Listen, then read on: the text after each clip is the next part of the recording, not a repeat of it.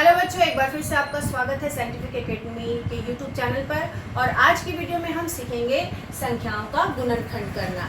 अक्सर ऐसी संख्याओं के गुणनखंड में हमें चिन्हों को लेकर परेशानी होती है, तो आज की वीडियो में हम एक ऐसी सरल विधि सीखेंगे जिसको सीखने के बाद इस तरह के गुणनखंड में आपको कभी कोई परेशानी नहीं होने वाली है। तो इसलिए इस वीडियो को अंत तक जरूर देखिएगा। हमने दो प्रश्न लिया है, दोनों देखने में थोड़े अलग है लेकिन बनाने का विधि एक ही है। तो शुरू करते हैं पहले प्रश्न से। तो पहला प्रश्न है हमारा 3y² माइनस 10y माइनस 8। इसका गुणनखंड हमें करना है। तो इस तरह के गुणनखंड में हम सबसे पहले देखते हैं कि समीकरण जो है वो अपने मानक रूप में लिखा हुआ है या नहीं, यानी कि जो चर है उसका घात घटते क्रम या बढ़ते क्रम में होना चाहिए। जैसे यहाँ चर y है तो y का घात 2, फिर y का घात 1 और फिर y का घात 0। यहाँ कुछ नहीं है, मतलब y का घात 0। तो किसी किसी बुक में इस क्वेश्चन को इस तरह से भी लिखा जाता है 3y² माइनस 8 माइनस 10y। इसका आप गुणनखंड कीजिए। तो इसलिए जरूरी है कि आप जान लें कि गुणनखंड हमेशा ऐसे समीकरण का होता है जो कि मानक रूप में इस तरह से लिखा हो, जिसका घात घटते क्रम में या बढ़ते क्रम में अरेंज होना चाहिए।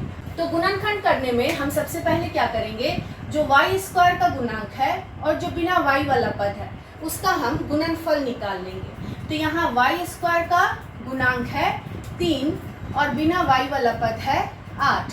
तो 3 गुना 8 24 हो गया। तो अंक ऐसा लेंगे जिसको गुना करने पर 24 आना चाहिए, जोड़ने या घटाने पर 10 आना चाहिए। तो अब हम ये कैसे पता करेंगे, तो इसके लिए हम ये जो गुणनफल का अंक 24 आया है इसका हम गुणनखंड ज्ञात करेंगे, सभी गुणनखंड को लिखेंगे। वो कैसे, तो 1 से 1 को 24 से गुना करेंगे तो हमें मिलेगा 24। फिर 2 को कितना से गुना करने पर 24 मिलेगा, तो वो है 12 24। फिर 3 को हम 8 से गुना करेंगे तो मिलेगा 24। 4 को हम 6 से गुना करेंगे तो मिलेगा 24। 5 के पहाड़ा में 24 नहीं आता है और 6 के पहाड़ा में 4 बार में 24 आता है, तो वो 6 और 4 पहले से ही यहाँ है। तो अब हम रुक जाएंगे और फिर देखेंगे कि किस दो अंकों का गुणनफल 24 और जोड़ या घटाव 10 आ रहा है। तो अगर हम यहाँ देखें तो हमारे पास दो जगह है, यहाँ एक है 12 घटाव 2 10 और 12 दूनी 24, और यहाँ है 4 जोड़ 6 10 और 4 छक 24। हमारे पास दो गुणनखंड है, एक तो है 12 और 2, हमारे पास दो नंबर है, एक तो है 12 और 2 और दूसरा है 6 और 4। तो अब हम कौन सा नंबर लेंगे, तो इसके लिए हम यहाँ के अंकों को देखेंगे। ये जो बिना y वाला पद, बिना y का पद है, इसके आगे कौन सा चिन्ह है। अगर घटाव है तो हम अंतर वाला लेंगे, ठीक, यानी कि जहाँ अंकों को घटाने पर ये बीच वाला नंबर आता हो, और यहाँ अगर जोड़ रहेगा तो हम वो अंक लेंगे जिसको जोड़ने पर बीच वाला अंक आता हो। तो यहाँ हमारे पास यहाँ 12 में से 2 घटाने पर 10 आ रहा है और यहाँ हमारा 4 में 6 जोड़ने पर 10 आ रहा है। तो हम लेंगे ये वाला अंक, क्योंकि यहाँ बिना y वाले पद के आगे क्या है, माइनस का चिन्ह है। तो हम यहाँ लिखेंगे 12 और 2 नंबर लेंगे, और 12 और 2 का गुणनफल 24, 12 घटाव 2 10।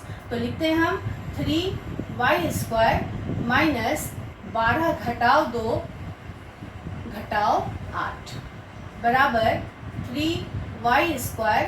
अब हम ब्रैकेट खोलेंगे और y से गुना करेंगे। तो 12 को y से गुना किए तो माइनस 12y, और यहाँ चूंकि ब्रैकेट के बाहर माइनस का चिन्ह है तो ब्रैकेट खुलने पर ये माइनस प्लस में बदल जाएगा।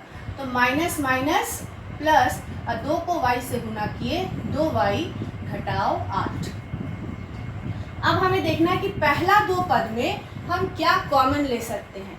तो अब हम इसका पता कैसे लगाएंगे, तो इसके लिए क्या करेंगे, आप 3y² का गुणनखंड कीजिए। प्राइम फैक्टराइजेशन करते हैं ना, तो ये किसका किसका गुणनफल है, तो 3 गुना y का, और दूसरा पद है 12y। तो 12y में 12 का अगर आप अभाज्य गुणनखंड करेंगे तो 2 छक 12, 2 तिया 6, 2 गुना 3 और 1 ठो y है। अब सब में कॉमन क्या क्या है, तो कॉमन है 3 और 1 y, यानी कि इसका सार्वगुणनखंड है 3 गुना y 3y। इसलिए आप यहाँ कॉमन लेंगे 3y, और बच क्या जाएगा, तो यहाँ 3y² में से 3 और y कॉमन ले लिए तो क्या बचा है y, तो यहाँ बच जाएगा y। यहाँ जो चिन्ह है आप वही चिन्ह देंगे और 12y में से 3y कॉमन आ गया तो क्या बचा है 2 गुना 2 यानी कि 4। पहला 2 में से हमने कॉमन ले लिया। उसी तरह से अगले 2 में क्या कॉमन आएगा, तो यहाँ 2y घटाओ 8, तो 2y का आप गुणनखंड करेंगे 2 गुना y और 8 का गुणनखंड करेंगे 2 गुना 2 गुना 2। तो दोनों में कॉमन क्या हुआ 2, तो यहाँ आप कॉमन लेंगे 2 और बच जाएगा, यहाँ बचा y और यहाँ बचा 2 दूनी 4, तो यहाँ बच गया y। यहाँ जो चिन्ह होगा वही चिन्ह देंगे और 4, ठीक है। और अब इस दोनों में क्या कॉमन आ जाएगा, तो y - 4 बाहर ले लेंगे और बच गया 3y + 2। तो इस तरह से अगर आप गुणनखंड करते हैं, यहाँ ब्रैकेट लेकर के अगर नंबर का आप अंतर या जोड़ लिखते हैं तो फिर आपको प्लस माइनस की कोई दिक्कत कभी भी नहीं होगी। अब हम दूसरा प्रश्न हल करके देखते हैं। दूसरा प्रश्न है x² + 5x + 6। यहाँ भी ये समीकरण मानक रूप में है, x का सबसे बड़ा घात है, फिर उससे छोटा और फिर बिना x वाला पद है। अब इसके गुणनखंड में यहाँ x² के साथ कोई भी संख्या नहीं है, कुछ भी संख्या नहीं है, यानी कि इसका जो गुणांक है वो 1 है और 1 को आप 6 से गुना करेंगे तो वही 6 ही आएगा, 1 गुना 6 6। तो ऐसे प्रश्न में हम अक्सर क्या करते हैं कि इस पहले पद को ना देखकर सीधे देखते हैं कि ऐसा 2 अंक लेंगे जिसको गुना करने पर 6 और जोड़ने या घटाने पर 5 आए, ठीक है। तरीका वही है कि इसके गुणांक और लास्ट वाले बिना x वाले गुणांक का गुणनफल निकालना है।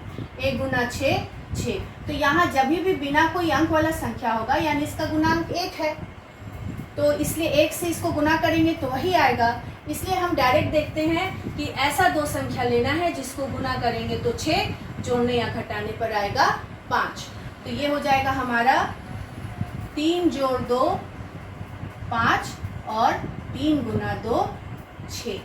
अभी यहाँ एक संख्या और हो सकता है, 1 और 6 गुना किए 6 और 6 घटाओ 1 5। अब हम कौन सा अंक लें, 3 और 2 लें या 6 और 1 लें।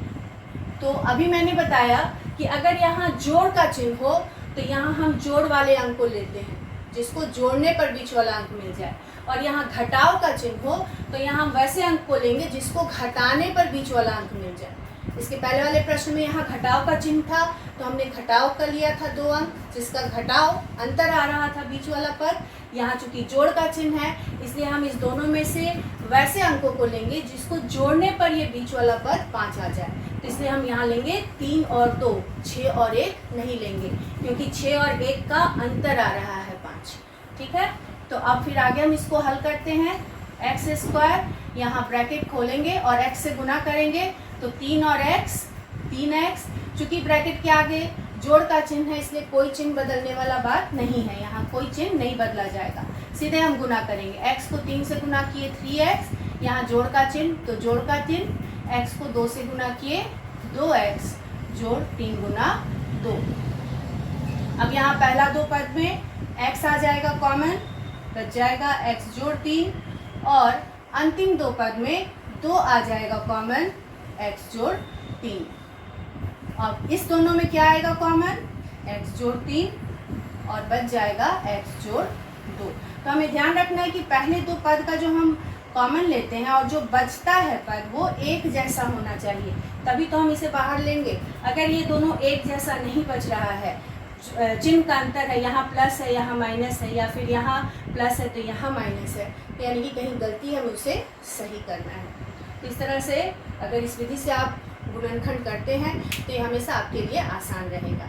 अगली वीडियो में हम लोग फिर मिलेंगे नई टॉपिक के साथ।